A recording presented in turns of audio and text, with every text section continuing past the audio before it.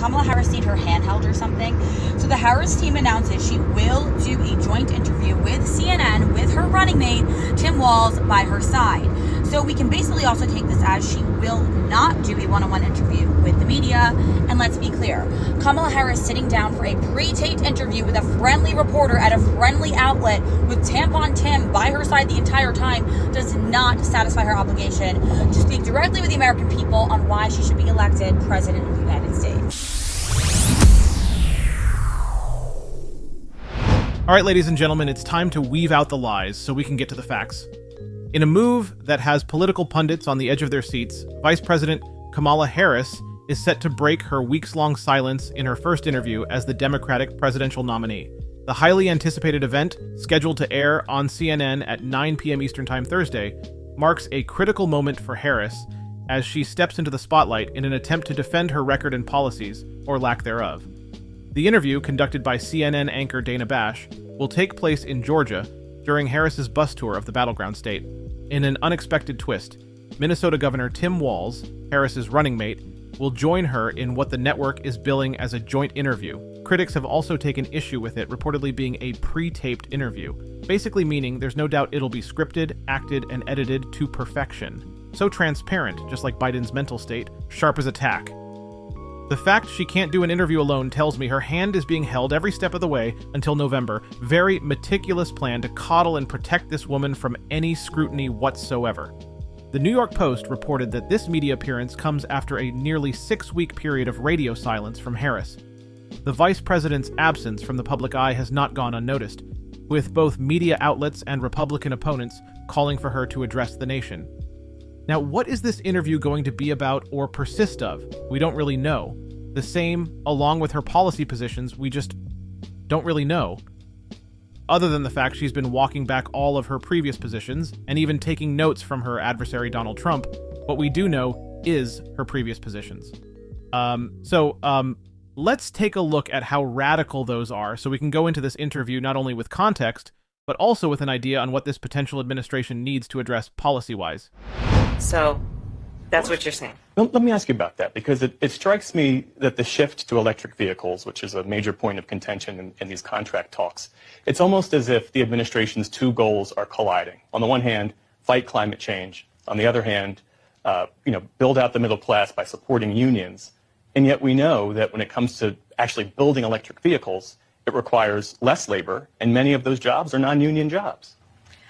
I would suggest to you that perspective that some people have is grounded in a very old false choice. You can do both. And that is our perspective. We can do both. And that is about supporting, again, the importance of understanding the value of work and that it should be compensated commensurate with its value, and what we must do to invest in our economy, invest in innovation, and take on one of the biggest crises the world has ever known, which is the climate crisis. She's wrong. EV manufacturing requires 40% less labor than combustible engines. Putting together the car is 40% less labor. Mining the materials is much more, though, but we don't talk about that. But once again, we have a political puppet just regurgitating nonsense that gets handed down from her globalist masters to support and spew. Kind of like disarming Americans. That's a very un-American stance to take nationally, but guess who's for that radical idea? You guessed it, cue the clip. About the millions of, specifically, assault weapons that are already in circulation. What do you do about those? Well, there are approximately 5 million, to your point, Craig. We have to have a buyback program, and I support a mandatory buyback program. It's got to be smart. We got to do it the right way. So, yeah, communists and dictators disarm the people, as history will show you. It never ends well for people who can't fight against tyranny, and literally only a tyrant would want you, defenseless, hungry, poor, etc. You get the picture. In 2023, Kamala sent the IRS after waiters' tips. Now, she's copying President Trump's no tax on tips pledge. Eliminate taxes on tips for service and hospitality workers. A few moments later. Biden seems intent on taking your earnings hostage. Now, the IRS, they just announced this week that they want to start tracking all of the tips that workers earn so that they can be taxed for it. So much for Biden's sacred promise not to raise taxes on anyone making less than $400,000 a year. Remember, this is all part of Biden's so-called Inflation Reduction Act. The yeas are 50, the nays are 50. The Senate being equally divided, the Vice President votes in the affirmative, and the bill, as amended, is passed.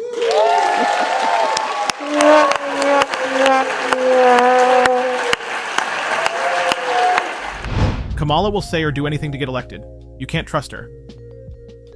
She also, among her many disastrous economic ideas she's presented, backs unrealized gains tax. Just listen to Vivek Ramaswamy explain it. Sector, you have people sitting on large, long-standing embedded capital gains. And so for people to understand what this means, it means you have to pay taxes on sales that you have not yet made.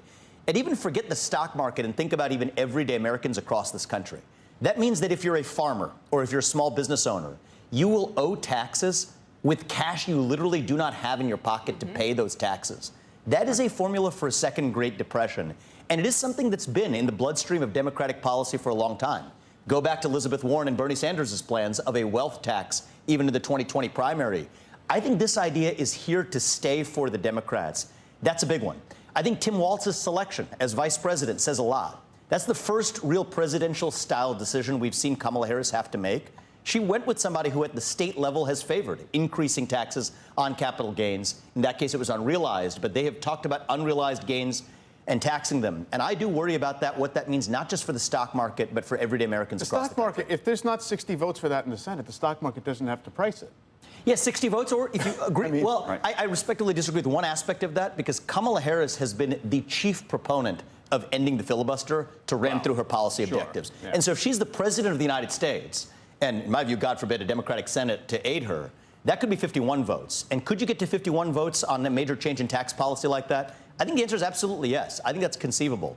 And so for a lot of business leaders across the country, one of the questions they might want to ask is, which is going to be the administration that's more friendly to business? Well, we don't know where she stands on tariffs. We don't know where she stands on a lot of other questions. But on tax policy alone, the idea of not just raising tax rates, but raising tax rates and applying taxes on unrealized income, that is a catastrophe of epic proportion. Now, it's like disaster after disastrous idea, with no benefit to any American whatsoever. And we didn't even touch on the things she's lied about. I mean, those are obviously equally important. For an example, if Donald Trump wanted to end Medicare, he had the opportunity to do it when he was the president. But of course, anyone with common sense can tell a fear campaign when you see it. This is literally what she said. Last night, we heard claims that Donald Trump is for fighting for our seniors. Well, how the heck can you claim you fight for seniors when you intend to cut Social Security and Medicare? Which we all know is a lifeline for so many of our seniors. Let me be very clear. President Joe Biden and I will always protect Social Security, and we will always protect Medicare. Joe Biden and Kamala Harris took $240 billion from Medicare to fund EV tax credits, cutting benefits from seniors with a median income of $36,000 per year to subsidize cars purchased by individuals who earn 5 times as much. But somehow, someway, Trump's fault. Am I right? I honestly would expect the interview to go something like this, if Democrats actually believed in this democracy that they speak of. Axios this week reported that President Trump, if he gets a second term, will sort of dial back, for lack of a better term, DEI programs that the Biden administration has put in forth. Obviously, I know you disagree with that. I obviously believe that you don't want him to get a second term. That said, if that does happen, what do you think that would do to race relations in this country? Well, let me say we're going to win, so it's not going to happen. But I think that, listen, today is actually, I believe, an anniversary in terms of Dr. King, right? And I was just in Selma, and we acknowledged the 59th anniversary of Bloody Sunday. I think it's really important that we as Americans always embrace our history, the parts that we're proud of and the parts that we're not proud of, but that we can't forget. And we should all agree that we should teach history, we should learn history if we're to ever have an accurate idea of where we want to go and where we don't want to go in the future. And that means also acknowledging the importance of diversity. It means acknowledging the importance of the fact that everyone should have equal opportunity to compete and equity. And then, of course, inclusion, that, you know, hey, let's look around the room and see who's not here, and did we leave the door open? Word salad after mind boggle after nonsense. She's almost not even a real person at this point. Axios had just reported that if she's elected president, Kamala Harris pledges to spend hundreds of millions of dollars on the wall along the southern border, a project she once opposed and called un-American during the Trump administration, but claims she was never the border czar, which was a lie, and also claims the Biden-Harris administration is all about border security after letting in millions of illegal immigrants into the country and granting amnesty. California alone just passed a Senate bill allowing undocumented immigrants to get home buying loans. Thanks, Democrats. Here comes more inflation, less money for American citizens, and a waste of our tax dollars. And this is why people like Kevin O'Leary are saying exactly what common sense Americans are all feeling right now.